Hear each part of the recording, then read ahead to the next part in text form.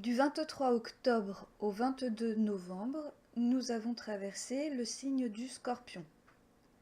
Ce signe est un signe d'eau. Avec le Cancer et le Poisson, il forme la triade de l'eau.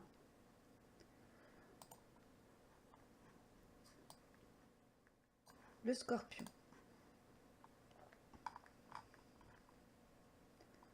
Le Scorpion est considéré porteur des énergies de Pluton et de Mars. Voici le son de Pluton.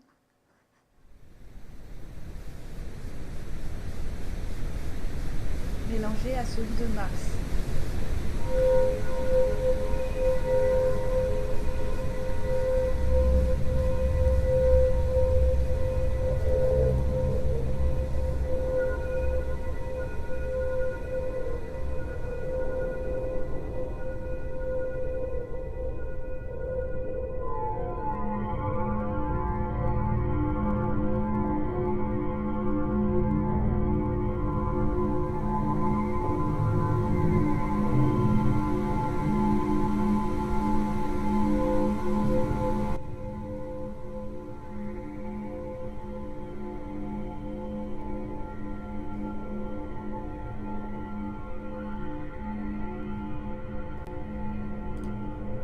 Préparation à l'occulte.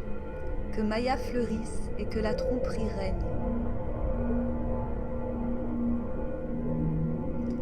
Attention durant cette période à ne pas tomber dans le côté négatif. Le Scorpion est un des seigneurs de la flamme. Il tente grâce à des mirages émotionnels. Il peut vous rendre vulnérable et vous risquez alors de repartir de zéro. Si vous tombez dans la dramatisation et que vous vous effondrez, vous serez soumis à des fantasmes morbides, engendrant ambiguïté, rancune, polémique, critique, parfois même sadomasochisme. Vous provoquerez des tensions afin d'assouvir votre cruauté. Si malheureusement vous relevez le défi du Scorpion, alors vous aurez droit à une quête intérieure, porteuse d'énergie régénératrice. Vous vous métamorphoserez. Vous vaincrez les faux semblants. Vous affirmerez votre sensibilité avec franchise et loyauté, perspicacité. Vous canaliserez votre énergie dans l'art et développerez votre conscience relationnelle. Vous aurez pour valeur la défense chevaleresque de causes et d'individus. Rappelez-vous, écoutez, l'homme est lourd de questions. Quelle énigme ai-je en moi qui veut sortir d'angoisse et me pousse à connaître? Le signe du Scorpion est un signe relationnel.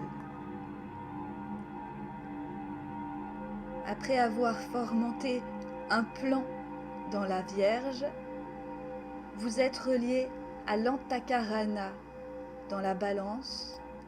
Le Scorpion vous remet les pieds sur terre et vous confronte au monde animal.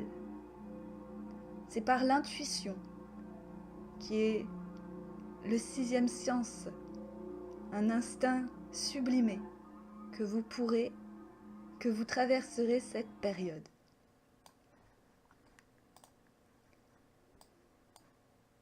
Le Scorpion. Du 23 octobre au 22 novembre.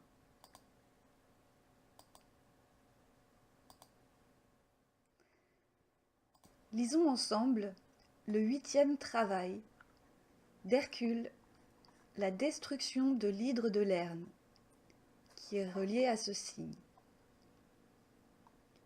Le mythe. À partir du Scorpion, le mythe est écrit par Francis Merchant, car il n'a pas trouvé d'autres termes du tibétain à ce sujet parmi les papiers d'Alice Bellet. Il a utilisé le meilleur matériel disponible pour les détails de l'histoire dans l'ancien commentaire. Bon, bref. Celui qui préside nimbé d'un calme rayonnant ne dit qu'un mot. L'instructeur entendit l'ordre précieux et convoqua Hercule, le fils de Dieu, qui est aussi le fils de l'homme.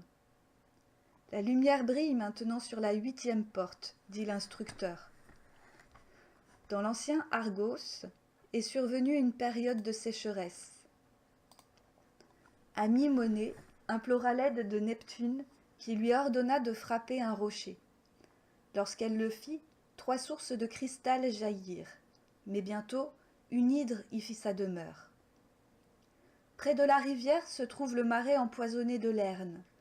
Dans ce marécage infect vit l'hydre monstrueuse, vraie calamité pour toute la région. Cette horrible créature à 9 têtes et l'une d'elles est immortelle. Prépare-toi à te battre contre cette bête répugnante. Ne pense pas pouvoir te servir de moyens ordinaires, car pour une tête détruite, 2 autres repoussent immédiatement. Hercule était dans l'expectative. Je ne peux te donner qu'un conseil. Nous nous élevons en nous agenouillant. Nous conquérons en nous rendant. Nous gagnons en cédant. Va, ô fils de Dieu et fils d'homme, et conquiert. Hercule passa alors par la 8e porte. Le marais de Lerne inspirait de la répugnance à tous ceux qui s'en approchaient. Sa puanteur empoisonnait toute l'atmosphère à 7 lieues à la ronde. Quand Hercule approcha, il dut s'arrêter, car la seule odeur fut presque trop forte pour lui. Les sables mouvants vaseux constituaient un danger, et plus d'une fois il retira vivement son pied, de peur d'être absorbé par le terrain qui cédait.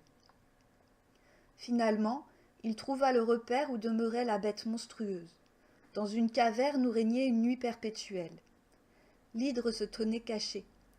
Jour et nuit, Hercule rôda dans le perfide marécage, guettant le moment propice où la bête devait sortir.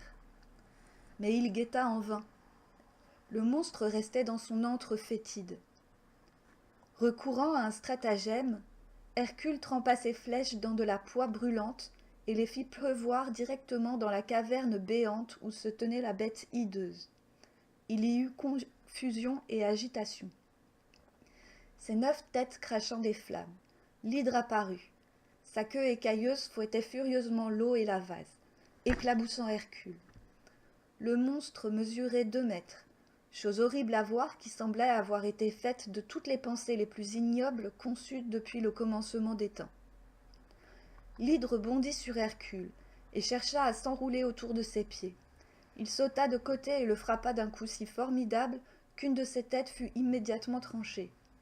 Mais cette horrible tête était à peine tombée dans la fondrière que 2 autres poussaient à sa place. À maintes reprises, Hercule attaqua le monstre déchaîné, qui, au lieu de s'affaiblir, devenait plus fort à chaque assaut. Alors Hercule se souvient des paroles de son instructeur. « Nous nous élevons en nous agenouillant. » Rejetant sa massue, il s'agenouilla, saisit l'hydre de ses mains nues et l'éleva en l'air. Tenu dans les airs, sa force diminua. À genoux, il maintint l'hydre bien au-dessus de lui, afin que l'air et la lumière purifiante puissent avoir l'effet voulu. Le monstre puissant dans l'obscurité et dans la vase perdit bientôt son pouvoir quand les rayons du soleil et l'effleurement du vent l'atteignirent. L'hydre lutta convulsivement, un frisson traversant son corps repoussant. Ses efforts devinrent peu à peu plus faibles, et ce fut la victoire. Les 9 têtes s'affaissèrent, puis la respiration haletante et les yeux vitreux, elles tombèrent flasquement en avant. Mais ce n'est que lorsqu'elles furent sans vie qu'Hercule vit la tête mystique qui était immortelle. Alors il coupa l'unique tête immortelle qui sifflait encore furieusement et l'enterra sous un rocher. Hercule retourna auprès de son instructeur. « La victoire est complète, dit celui-ci. La lumière qui brille à la 8e porte est maintenant fondue avec la tienne. »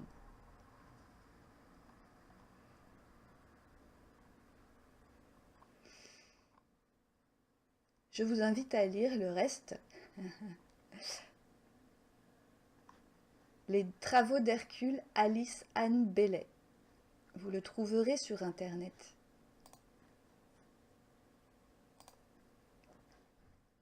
L'homme est lourd de questions.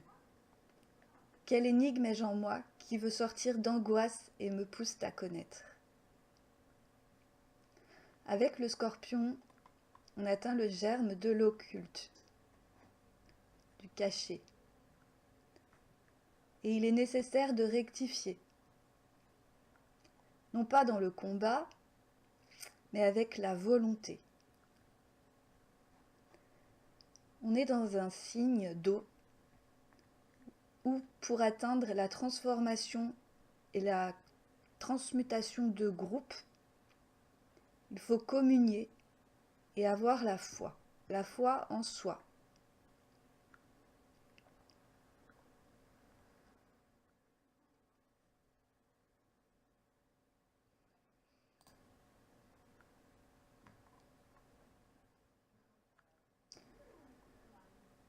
Voilà pour ce Seigneur de la Flamme, qui est aussi connu comme être le gardien des enfers de l'âme humaine,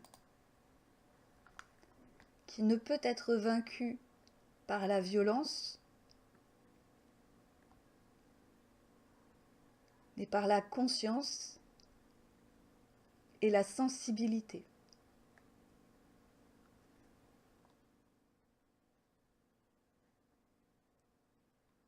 Merci et bon courage.